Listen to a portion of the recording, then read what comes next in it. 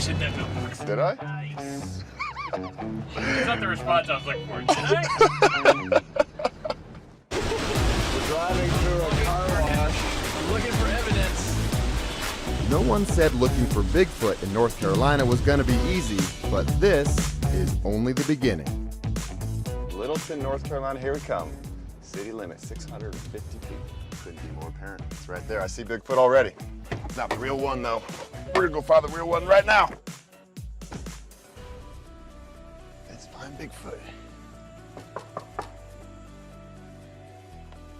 Hello. Hey, how's it going? I'm Ryan. Good to meet you. Nice to meet you. So this is the place, huh? This is the Cryptozoology Paranormal Museum. I've read all about it online. Yeah. Very cool. And obviously there's Bigfoot already. So explain to me what a sighting is. Somebody sees a dark figure, they actually see a giant hairy man. What's it look like? Basically, most of what they're seeing is sort of like that. They're seeing a large creature they can't explain. What they're seeing here is jet black, long hair, 4 to 6 inches long, ranging from somewhere from 6.5 to 7.5, 8 feet. So they've been large. So forgive me if I sound a little like a rookie, but is seeing Bigfoot a bad thing? Is it dangerous? No, not necessarily. Basically, you give them a wide berth. Now, these are creatures we believe that move in pods. They have family groups. And so they're not just one? Oh, definitely not. Size does vary, but the hair consistency is jet black, long hair. Very cool. Is there anywhere we could check this out? Oh, I'd love to take you to Medoc Mountain State Park. We've had a lot of great sightings coming out of there just recently. I'm excited to learn more. Let's head out. I'll show you some stuff. Let's do it. All right. So that looks like if I was going to go hunt Bigfoot, that is the card. That's what you want to use, because at least if he hits it, you're not going to know. Actually, from this side door, it looks like he already Yeah, did. he already did hit Bigfoot. Yeah, Look at that's that. unfortunate, not the story. That's the way it came, but I should come up with something. So what do you take with you on a Bigfoot hunt? Well, a little bit of everything. We want to make sure we can take pictures, take measurements, so tape measures. But the most important stuff is going to be your casting material, which is in here. Okay, so that's if we find some footprints. Right, so we can we cast actually some prints. cast a print. And then we have an evidence kit too that we're going to bring. Okay. If we're lucky enough to find hair or anything like that. Look at that. So we just want to have some of the Little basics Bigfoot there. kit, yeah. We're going to see now. It's been raining for a few days, so today is going to be optimum conditions to go look for stuff. Perfect. So hopefully we'll find some evidence along the way and see what we get. All right, here we go. Let's go find Bigfoot. So I don't think I even asked you, have you seen Bigfoot? Or have you seen a sighting? No, the closest I've got was something distant at Medoc Mountain State Park. Yeah. So So a Bigfoot print looks like a human footprint. yes, Just way generally bigger. more flat-footed. Our basically goal here is just to look for evidence. Obviously, photographic evidence is great.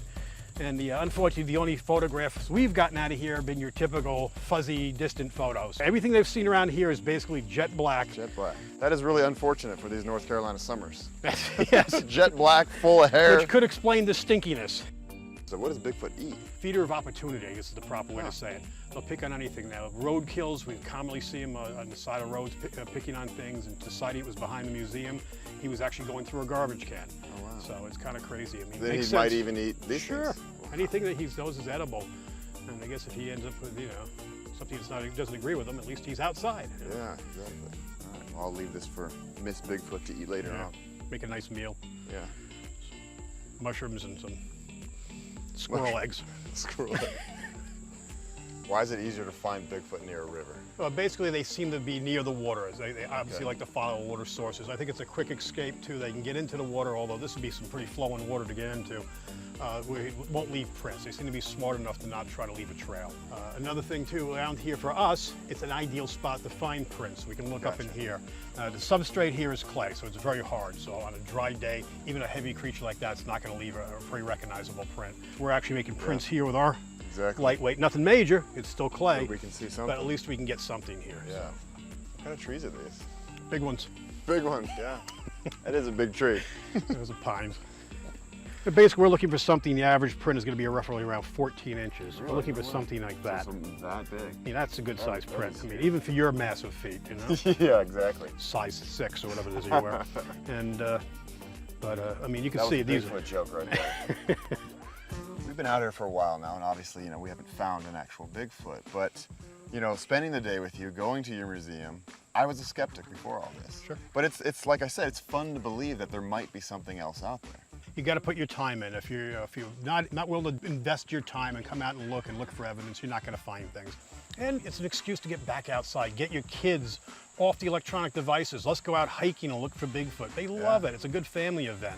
Yeah. And on the slim chance you get a sighting, that's huge. I mean, you get a print. People love that. There's you no know? better way to bond a family than sure. to see Bigfoot. Exactly.